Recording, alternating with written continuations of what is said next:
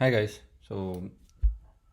As I promised in the previous video that I'll solve the similar problem for the large file size. So in this case, again, if the people who have not watched the previous video, please go back to the previous video and the link is in the description below as well. Go back and watch the part 1 so that you will have understanding about the problem. And this is again one of the most important question asked in the Facebook interviews, especially for the role of production engineers. Okay, let me go over the problem statement again. So problem statement is something like this: replace an email abc@gmail.com with the word nobody in a large file. So in the previous video I've already explained how to solve this for a small size file. Okay, in this case the file size is pretty large. Example of the file size is like 1 TB.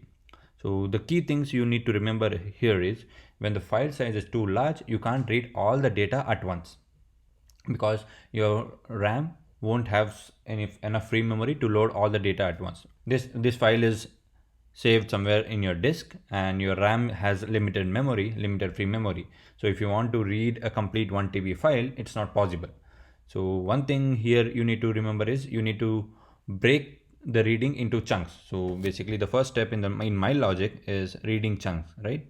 So usually people take 4K bytes as a chunk size and you can decide according to your system capabilities. Okay, so but in our case I have for example, if you see this file, this is a file which has multiple occurrences of the email abc@gmail.com. We need to replace all of these with the word nobody, and I have not taken a 1 TB file but a larger file when compared to the previous example. So in this case I'll take my chunk size like 100 bytes or something like that. Okay, you can decide your chunk size depending on your system capabilities and depending on the file given to you. Okay, so we, as I said, we'll be reading in chunks, right? Chunk size you can decide. And then the second step is convert the buffer, which is your chunk, into strings. And every time you convert like 4K or 100K bytes buffer into a string, you name it as chunk data. Okay, just for your understanding. So this is our first chunk data. Okay, chunk data. So now you need to find all the occurrences of your email in your chunk data and just go ahead and replace. So that's a pretty straightforward. If you have watched my previous video, you know how to replace a particular email with nobody with just one line. So you can apply the same line here, right? But the key thing here to notice is the what if the word or the byte you're reading is ended up in somewhere in between the email and the email continues in the next chunk. So that's one trivial case what interviewer will be asking you, like how will you handle that. So I have my own set of logic. So there might be better algorithms out there, but again this is just my logic. Okay, so what we'll do is we'll check for the last character in the chunk, right? And if it's in the, then we'll check if that particular character matches or if it is present in our email. So if at all this character is present in the email, then there is a probability that the last characters have ended up somewhere in between email, so that we know there is an email occurrence between two chunks. How do we handle that? So let's say if last character is in buffer, then we need to get the position of last character in this email. So let me show you an example. So let's say our chunk ended somewhere here. Okay, now we go and check if G character is there in our email. It is there, right? Then we check at what position does it occur. So in this case, it's, let's say A is the first position, B second, C third, at symbol at 4, and G is 5. So this G occurs at the 5th position. In this case, your file pointer currently is pointing to G. So, and you know G is the 5th letter in your email. So you need to go back five characters. Okay, so that's the second step. First step, go and check if your last character occurs in your Gmail, occurs in the email. So if it occurs, get its position. So in this case, G position is 5. So third step is go back by that many characters from your current file pointer position. Okay, so move your file pointer backwards from current position by char position times. So I have named as character position. So in this case it's 5. You will be moving back your pointer by 5 times. Okay, and we already know the email, so we'll calculate its size. Let's say email size is named as size. So now once you move back by 5 characters, so now your file pointer is pointing somewhere here, right? So now, as I said, you need to read the email size number of characters. So you basically you'll read from A to com.com. So basically you'll read something like this. So now you have this complete string. So now you can just go and check if it is the email what you want or not. Then what you need to do is basically remove character position from your chunk data and then attach complete string to it. What does that mean? It means your previous chunk, right, it had already these number of characters, and so what you do is you remove these characters and add a complete email, abc@gmail.com. So then your next chunk will start from here and you're good to go. So if at all your the new string what you found is not the email what you're looking for, but here is the key thing, right? You have already read these many characters, right? So what you need to do is you need to make sure that you move your pointer back by that many extra characters what you have read. In this case, we basically will move your file pointer to back to G and then continue with your next chunk. Okay, so that's the overlapping case you need to handle. Interviewer will be mainly looking for that solution. Okay, so finally replace all occurrences of your email in your chunk data with the word nobody and write to the output file, and then repeat this process until you read all the chunks or you reach the end of the file, given input file. Okay, so this logic is little complex, but again, once you start writing the code, it will be pretty easy to understand. Okay, so let me write the code. I guess once you see the complete code, it will be much easier for you to understand. Okay, so the code I'll be writing is in C++. So initially let me add all the header files what I'll be using. So I'll not waste much time by typing all those. So these are the header files I need. And let me add my main function as well. So my main function looks something like this. So let's remove this. So we know, and in this case, as you can see, my input file is chunking.txt. So I just added the file name, and I'm passing an argument that which email I need to replace. Okay, so do this. Let me just take my function now and start writing the code. Okay, as I said in the previous video, the first step is we need to open the file. For that, we'll take an ifstream. Let's name it as f1, and we need a file to which we will be writing the output as well, right? All the chunks. So let's take it f2. Okay, let's take a variable by name size, email size. Okay, int email size is equal to email dot size.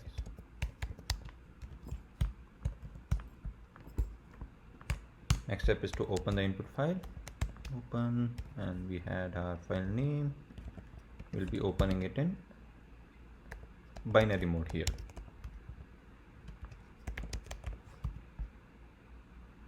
Okay.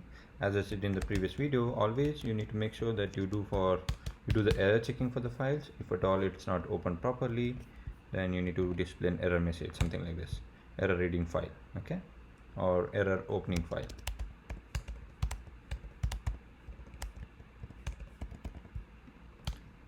Next, you need to open your output file as well, right?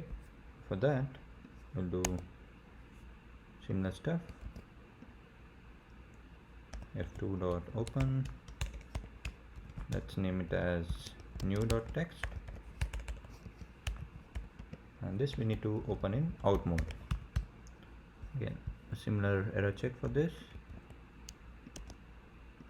If it is not opened properly, if it is not created or opened properly, to throw an error message.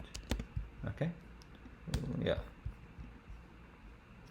So one more thing what you need is, so you need a map where you have stored every character of the email with its position +1, right?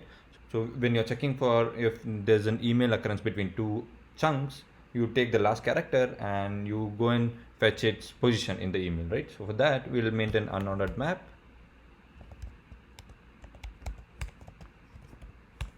Something like this. Character.in, right? Then we'll basically go and store our complete email and its positions. So if you can see, I have stored the positions i+1 because the index starts with 0, but I need the exact position if it is the first character, if it is the second character. So I have stored the value as i+1. Okay, so now we can start reading our file. So we'll read until we reach the end of file. End of file. What's the first thing we do? So as I said, we'll be reading in terms of chunks, right? So we'll take a vector in this case of characters, and let's name it as buff. Here I'll be giving the chunk size as 100, but you can take 4K or depending on your system capabilities. Okay, so now we'll read the first chunk, f1.read, and you need to pass buffer.data, buffer.end, sorry, buffer.size. Okay, so in this case this will read.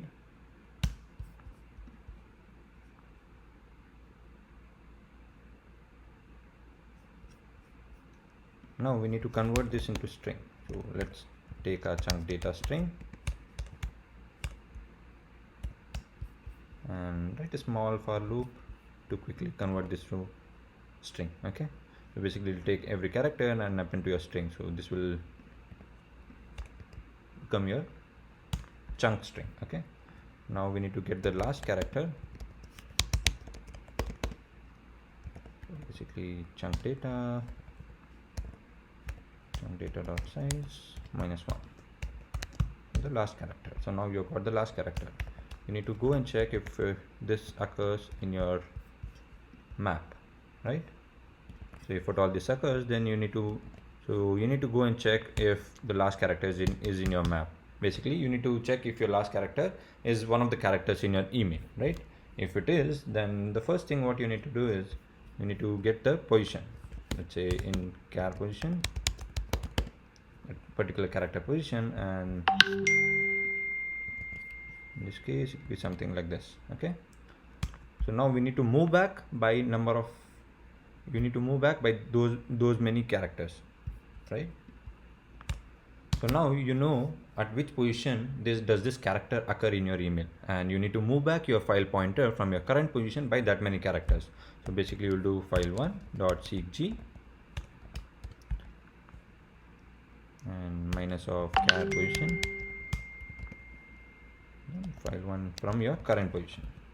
Okay, so now we need to basically, let's take a small buffer just to store the remaining number of characters, right? Something like this. Okay, so we have taken a small buffer, and that buffer size is email.size. So we'll read these many characters now from our file. Okay, so f1 dot, basically we are reading the remaining data of these many size, and remaining is my buffer.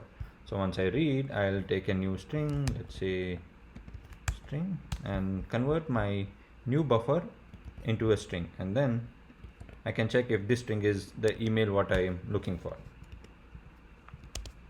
Okay, for that I just do a normal check. If my string is equal to email, then I have two cases here. So if it is equal to the email, as I've already explained, so if yes, remove char position from your chunk data and attach complete string to it. So basically we'll take a substring of our chunk data, something like this. Okay, this is char pass, and then you need to attach your new string to your chunk data. So basically chunk data plus equals str. Okay, so this is the case where your newly formed string is equal to email. If it is not, then you need to handle that case as well. So as I already explained, if it is not, then calculate how many extra characters did we read to see if overlapping was email. So we need to move back by those many extra characters, right? So for that I'll take something like this, int extra read, which will be equal to email size minus character position. So we basically read again these many extra characters, right? So in that case I'll do again seekg, and I'll move back by that many extra characters.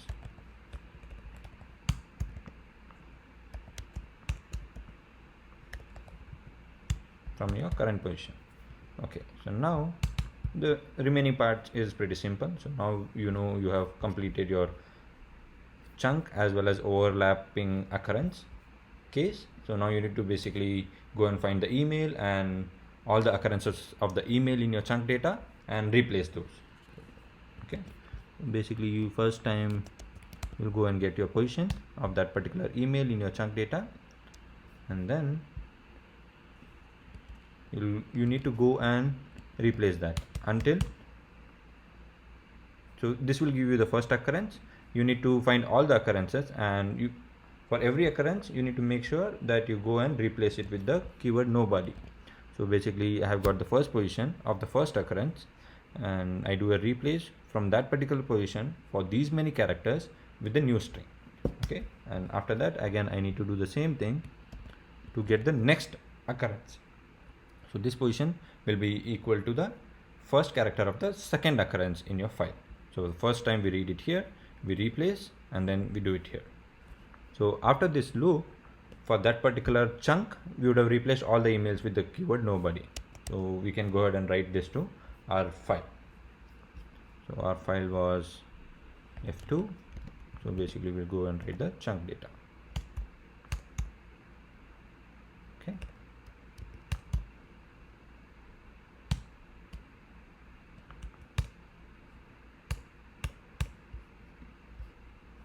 So at the end of this while loop, we are basically done. So we need to close both the files. Close and F2.close.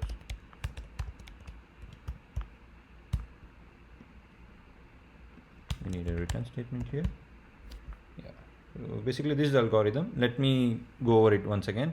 So basically you'll open two files, F1 and F2. F1 is the existing input file, and you do the error checking, and F2 is a new file which you'll open or create if the file doesn't exist, and this is where you'll be writing your new data, right? Unordered map. So you'll take a map to store all the positions of the characters in your email. Okay, then you'll loop until you reach the end of your first file, and you'll start your while loop until you reach the end of the file, right? So for the first time you take buffer, and this is the chunk size 100 in this case. You'll read those many characters and you convert that to a string. So in this string you go and check if the last character, you go and fetch the last character and make sure you check for the overlapping case. So in this case you go and check if the last character is present in your email. If it is, then you move back your file pointer from the current position by that many number of character position, by that many number of bytes. Okay, so once you move back from there, you need to read a new buffer of size email size. So basically you take a new buffer and read that many characters and form a string. So once you form the string, you go and check if it is an email. If it is an email, then you have already added a partial string your chunk data, right? So you basically go and remove that and then add your new string to the chunk data, because it's an email which you need to replace. So if it is not, then you need to move back your file pointer by number of extra characters what you have read. So this is a key step. So basically you move back your pointer so that your next chunk starts at the right position. So now you have the chunk data in the form of string. You basically go and find all the occurrences of your email and replace it with the keyword nobody. Then you write to the output file, and you keep doing this until you reach the end of the file, end of the input file. So then you make sure that you close both the files and just return. Let's quickly run this.